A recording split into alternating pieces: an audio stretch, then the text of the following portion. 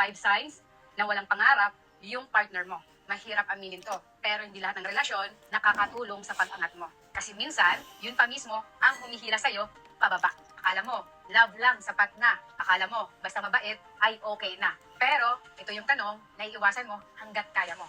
Paano kung mahal mo, pero wala siyang direksyon sa buhay?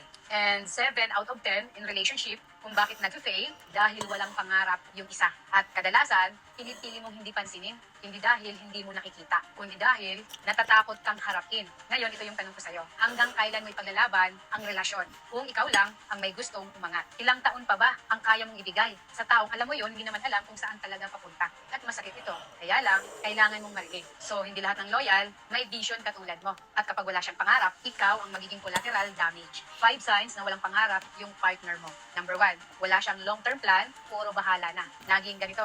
Tingnan natin, laging darating din yan, pero walang solid na direction. At hindi pwedeng taon na ang lumilipas. Tapos alam mo yun, pareho pa rin yung pinag-uusapan ninyong dalawa. Number 2, hindi siya nag-level up. Same mindset, same habits, same excuses. Alam mo yun, kahit may opportunity na, wala pa ring movement. Number 3, ikaw lang ang may goals sa relasyon niyo. Ikaw yung nag-isip ng future, ikaw yung nagpaplano, ikaw ang may gustong mag-grow lang sa inyong dalawa. At siya, sumusunod lang. Kung minsan, wala talagang pakialam. Number 4, comfort zone ang priority niya. Hindi growth. Ayaw niyang mag-take ng risk. Ayaw ng pagbabago. Kumbaga, ayaw ma-challenge. Basta yung mindset niya, okay na ngayon. Doon na lang siya sa mas comfortable siya. At panglima, hindi siya supportive sa pangarap mo. Imbis na i-push ka, minsan, siya pa ang humihila sa'yo pababa. Yung mga maririnig ka na ganito, okay na yan, huwag mo na subukan. At ginagawa niya to, hindi dahil concern, kundi dahil ayaw niyang ma-outgrow mo siya.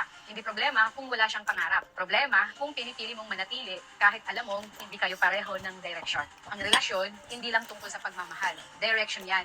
Alignment yan. Kaya kahit gaano kalalim yung feelings nyo sa isa't isa, kung magkaiba naman kayo ng gusto nyong puntahan, may isa sa inyo na mapipilitang mag-sacrifice ng future. Assess mo, hindi lang feelings, pati direction. Ask yourself, kung ganito siya for the next 5 years, tatanggapin mo ba? Communicate expectations. Dapat malinaw, very clearly. Hindi pwede yung hula-hula lang. Sabihin mo sa kanya kung anong klaseng buhay talaga ang gusto mo para sa inyong dalawa. And dapat check consistency. Hindi lang dapat salita. Dahil alam naman natin na talagang madaling magsalita or magsabi ng magbabago na ako. Pero hindi naman talaga nangyayari.